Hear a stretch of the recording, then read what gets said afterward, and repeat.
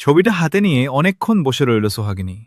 ছবির পেছনে লেখা ছোট্ট বাক্যটি তার মনকে আরও অস্থির করে তুলল। পরদিন সকালে সে সিদ্ধান্ত নিল আর অনুমানের ওপর ভরসা করবে না। সত্যিটা তাকে জানতেই হবে। কলেজে গিয়ে সে জানতে পারল শুভ্রনীল স্যার আগের দিনই সব আনুষ্ঠানিক কাজ শেষ করে চলে গেছেন। কোথায় গেছেন সেটা কেউ নিশ্চিত করে বলতে পারল না। তনয়া বলল, হয়তো একদিন আবার দেখা হবে, কিন্তু তুই নিজের জীবনটা থামিয়ে রাখিস না। সোহাগিনী মৃদু হেসে মাথা নাড়ল। সে বুঝতে পারল অতীতকে আঁকড়ে ধরে থাকলে ভবিষ্যতের দরজা কখনো খুলবে না। কয়েকদিন পর বিশ্ববিদ্যালয় থেকে একটি ইমেইল এলো। আন্তঃকলেজ প্রতিযোগিতায় প্রথম হওয়ার জন্য সোহাগিনী একটি বিশেষ বৃত্তি পেয়েছে। সঙ্গে রাজধানীতে একটি প্রশিক্ষণ কর্মসূচিতে অংশ নেওয়ার সুযোগও রয়েছে। খবরটি শুনে বাড়ির সবাই খুব আনন্দিত হল। সেদিন সন্ধ্যায় আবার সেই অচেনা নম্বর থেকে একটি বার্তা এলো। নতুন পথ শুরু হতে যাচ্ছে, সাহস নিয়ে এগিয়ে যাও। তুমি যে স্বপ্ন দেখেছ তা একদিন সত্যি হবেই। এবার সোহাগিনী শুধু একটি উত্তর পাঠাল, ধন্যবাদ। আপনি যেই হন, আপনার উৎসাহ আমার কাছে অনেক মূল্যবান। কয়েক মিনিট পর একটি উত্তর এলো, একদিন সব প্রশ্নের উত্তর পাবে, ততদিন নিজের ওপর বিশ্বাস রেখো। বার্তাটি পড়ে সোহাগিনীর মুখে হালকা হাসি ফুটল। সে ফোনটি বন্ধ করে নিজের নতুন যাত্রার প্রস্তুতি নিতে শুরু করল। সে জানত না খুব শিগগিরই এমন একটি শহরে তার আবার দেখা হবে এমন একজনের সঙ্গে যাকে সে হারিয়ে গেছে বলে ভেবেছিল। সেই অপ্রত্যাশিত সাক্ষাৎ কি তাদের সম্পর্ককে নতুন করে শুরু করবে, নাকি আরও বড় এক রহস্যের দরজা খুলে দেবে? রাজধানীতে যাওয়ার দিন ভোর থেকেই সোহাগিনীর মনে এক অদ্ভুত উত্তেজনা কাজ করছিল। নতুন শহর, নতুন মানুষ, নতুন স্বপ্ন, সবকিছুই যেন তাকে এক নতুন জীবনের দিকে নিয়ে যাচ্ছে। ট্রেনে জানলার পাশে বসে সে বাইরে তাকিয়েছিল।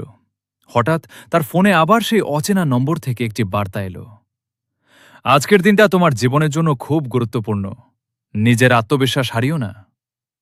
সোহাগিনী এবার শুধু মুচকি হেসে ফোনটা ব্যাগে রেখে দিল। সে আর বার্তার প্রেরককে খুঁজে বের করার চেষ্টা করল না। তার বিশ্বাস ছিল সত্য একদিন নিজেই সামনে আসবে। রাজধানীতে পৌঁছে প্রশিক্ষণ কেন্দ্রের নিবন্ধন শেষ করে সে অডিটোরিয়ামে ঢুকল। সেখানে দেশের বিভিন্ন প্রান্ত থেকে আসা মেধাবী শিক্ষার্থীরা উপস্থিত। অনুষ্ঠানের সঞ্চালক মঞ্চে উঠে বললেন, আজকের বিশেষ অতিথি একজন তরুণ শিক্ষাবিদ। তিনি নিজের পরিশ্রম আর নিষ্ঠার মাধ্যমে অসংখ্য শিক্ষার্থীর অনুপ্রেরণা হয়ে উঠেছেন। সবাই করতালির মাধ্যমে স্বাগত জানাই শুভ্রনীল সেনকে। নামটি শুনেই সোহাগিনীর বুক ধক করে উঠল। মঞ্চে উঠে শুভ্রনীল বক্তৃতা শুরু করলেন। তার চোখ একবার দর্শক সারির দিকে পড়তেই কয়েক মুহূর্তের জন্য থেমে গেল। সোহাগিনীও স্থির দৃষ্টিতে তার দিকে তাকিয়ে রইল। অনুষ্ঠান শেষে শুভ্রনীল ভিড়ের মধ্যে দিয়ে হেঁটে এসে সোহাগিনীর সামনে দাঁড়ালেন। অভিনন্দন সোহাগিনী, তোমাকে এখানে দেখে খুব ভালো লাগছে। সোহাগিনী শান্ত গলায় বলল, ধন্যবাদ স্যার, কিন্তু আজ আমার একটা প্রশ্নের উত্তর চাই। শুভ্রনীল কিছু না বলে তার দিকে তাকিয়ে রইলেন। সোহাগিনী ধীরে ধীরে বলল, সেই অচেনা নম্বর থেকে যে বার্তাগুলো আসত, সেগুলো কি আপনার পাঠানো? শুভ্রনীল হালকা একটি হাসি দিলেন। তারপর বললেন, উত্তরটা আজ দেব, তবে তার আগে তোমাকে এমন একটি সত্য জানাতে হবে যা এতদিন কাউকে বলিনি। সোহাগিনীর হৃৎস্পন্দন যেন আরও বেড়ে গেল। সে বুঝতে পারল বহুদিনের অপেক্ষার অবসান হতে চলেছে। শুভ্রনীলের শেষ কথাটি শুনে সোহাগিনী কয়েক মুহূর্ত চুপ করে দাঁড়িয়ে রইল। চারপাশে মানুষের ভিড় থাকলেও যেন তাদের দুজনের জন্য সময় থেমে গেছে। শুভ্রনীল বললেন, চলো বাইরে একটু বসি, এখানে কথা বলা ঠিক হবে না। প্রশিক্ষণ কেন্দ্রের বাগানের এক নিরিবিলি বেঞ্চে গিয়ে দুজন মুখোমুখি বসল। কিছুক্ষণ নীরব থাকার পর শুভ্রনীল ধীরে বললেন, হ্যাঁ, সেই বার্তাগুলো আমি পাঠিয়েছিলাম। সোহাগিনী বিস্ময়ে তার দিকে তাকিয়ে রইল। কিন্তু নিজের পরিচয় লুকিয়েছিলেন কেন? শুভ্রনীল গভীর নিঃশ্বাস ফেললেন। কারণ আমি চাইনি আমার উপস্থিতি তোমার সিদ্ধান্তকে প্রভাবিত করুক। আমি চেয়েছিলাম তুমি নিজের যোগ্যতায় এগিয়ে যাও। যদি আমি সব সময় সামনে থাকতাম, হয়তো তুমি নিজের শক্তিকে পুরোপুরি চিনতে পারতে না। সোহাগিনীর চোখ ভিজে উঠল। তাহলে এতদিন দূরে ছিলেন কেন? কিছু দায়িত্ব ছিল, নতুন প্রতিষ্ঠানে যোগ দেওয়া, পরিবারকে সময় দেওয়া আর নিজের ভবিষ্যৎ গুছিয়ে নেওয়া। কিন্তু দূরে থেকেও তোমার প্রতিটি সাফল্যের খবর আমি পেয়েছি। কথাগুলো শুনে সুহাগিনীর মনটা হালকা হয়ে গেল। এতদিনের অজানা রহস্যের একটি বড় অংশের উত্তর সে পেয়ে গেছে। ঠিক তখনই শুভ্রনীলের ফোনে একটি কল এলো। তিনি কলটি রিসিভ করতেই তার মুখের অভিব্যক্তি বদলে গেল। কি বলছেন? এখনই আসছি। ফোন রেখে তিনি উদ্বিগ্ন কণ্ঠে বললেন, আমাকে জরুরি একটি কাজে যেতে হবে, পরে সব কথা শেষ করব। সুহাগিনী কিছু বলার আগেই শুভ্রনীল দ্রুত সেখান থেকে চলে গেলেন। সে দূরে তাকিয়ে রইল। মনে হচ্ছিল সত্যের দরজা খুলেছে ঠিকই, কিন্তু এখনও অনেক অজানা অধ্যায় বাকি। সেদিন রাতেই সুহাগিনীর ফোনে আবার একটি বার্তা এলো। বিশ্বাস রেখো, আমাদের গল্প এখনও শেষ হয়নি, খুব শিগগিরই আবার দেখা হবে। বার্তাটি পড়ে সুহাগিনী আকাশের দিকে তাকিয়ে মৃদু হাসল। তার মনে প্রথমবারের মতো দৃঢ় বিশ্বাস জন্মাল, কিছু সম্পর্ক সময়ের পরীক্ষায় আরও শক্তিশালী হয়ে ওঠে। পরদিন সকাল থেকেই সোহাগিনীর মন অস্থির। শুভ্রনীলের হঠাৎ চলে যাওয়ার পর থেকে তার বলা অসমাপ্ত কথাগুলো বারবার মনে পড়ছে। প্রশিক্ষণ কেন্দ্রের শেষ দিনের অনুষ্ঠান চলছিল। ঠিক তখনই একজন কর্মী এসে বললেন, সোহাগিনী, আপনার নামে রিসেপশনে একটি খাম এসেছে। অবাক হয়ে সে খামটি হাতে নিল। ভেতরে একটি চিঠি এবং একটি ছোট্ট নীল রঙের বুকমার্ক। চিঠিতে লেখা ছিল, প্রিয় সোহাগিনী, জীবনে কিছু সিদ্ধান্ত খুব কঠিন হয়। কখনো কখনো দূরে সরে যাওয়াই সবচেয়ে বড় দায়িত্ব হয়ে দাঁড়ায়। আমি চাইনি আমার কারণে তোমার স্বপ্নের পথে কোনো বাধা আসুক, তাই সবসময় দূর থেকে তোমার সাফল্য দেখেছি আর নীরবে তোমার জন্য শুভ কামনা করেছি। আজ তুমি প্রমাণ করে দিয়েছ তুমি নিজের যোগ্যতায় অনেক দূর যেতে পারো। এই বিশ্বাসটাই সবসময় আমার ছিল। শুভ্রনীল। চিঠিটি পড়ে সোহাগিনীর চোখ ভিজে উঠল।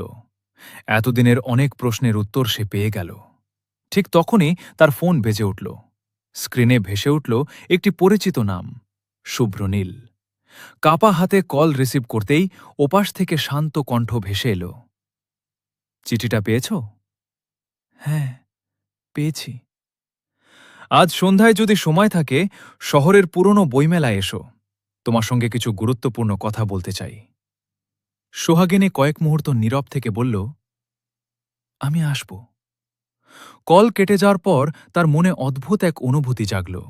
মনে হচ্ছিল এতদিনের অপেক্ষার পর হয়তো আজ তাদের জীবনের নতুন অধ্যায় শুরু হতে চলেছে।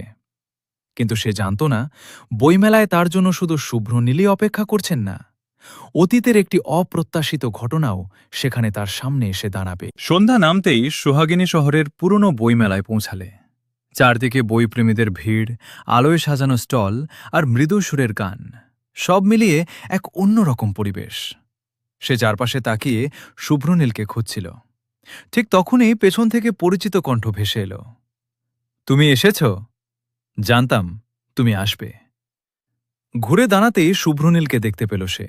সাদা শার্ট আর নীল পাঞ্জাবির ওপর হালকা জ্যাকেট, মুখে সেই শান্ত হাসি। অনেকক্ষণ অপেক্ষা করতে হলো? সোহাগিনী জিজ্ঞেস করল। না, আমিও একটু আগেই এসেছি। দুজন পাশাপাশি হাঁটতে হাঁটতে বইয়ের স্টলগুলো দেখতে লাগল। দীর্ঘদিন পর দেখা হলেও আজ তাদের মধ্যে অস্বস্তির বদলে এক ধরনের স্বস্তি কাজ করছিল। হঠাৎ শুভ্রনীল একটি বই তুলে সোহাগিনীর হাতে দিয়ে বললেন, মনে আছে প্রথম যে বইটা তোমাকে দিয়েছিলাম?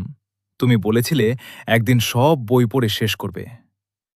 সোহাগিনী মুচকি হেসে বলল, এখনও সেই স্বপ্নটা আছে। ঠিক তখনই ভিড়ের মধ্যে থেকে একজন মধ্যবয়স্ক ভদ্রলোক শুভ্রনীলকে ডাকলেন, শুভ্রনীল, অনেকদিন পর দেখা। দুজন কিছুক্ষণ কথা বললেন। কথোপকথনের এক পর্যায়ে ভদ্রলোক সোহাগিনীর দিকে তাকিয়ে বললেন, এই সেই মেয়েটি যার কথা তুমি সব সময় বলতে? কথাটি শুনে সোহাগিনী অবাক হয়ে শুভ্রনীলের দিকে তাকাল। শুভ্রনীল কিছুটা অপ্রস্তুত হয়ে হেসে বললেন, পরে সব বলবো। ভদ্রলোক চলে যাওয়ার পর দুজনের মধ্যে আবার নীরবতা নেমে এল। অবশেষে শুভ্রনীল শান্ত কণ্ঠে বললেন, আজ আর কিছু লুকিয়ে রাখতে চাই না। তোমাকে নিয়ে আমার অনুভূতি অনেক দিনের, কিন্তু শিক্ষক হিসেবে আমার দায়িত্ব ছিল সীমারেখা বজায় রাখা। তাই আমি কখনো এমন কিছু বলিনি যা তোমার পড়াশোনা বা সিদ্ধান্তকে প্রভাবিত করতে পারে। সোহাগিনী ধীরে ধীরে বলল, আমি আপনার সততাকে সবসময় সম্মান করি, আর আজ আপনার কথাগুলো শুনে আপনাকে আরও বেশি শ্রদ্ধা করতে শিখলাম। দুজনেই কিছুক্ষণ নীরবে দাঁড়িয়ে রইল। বইমেলার আলোয় যেন নতুন এক অধ্যায়ের সূচনা হল, যেখানে তাড়াহুড়ো নয়, পারস্পরিক সম্মান, সময় এবং বিশ্বাসই তাদের সম্পর্কের ভিত্তি।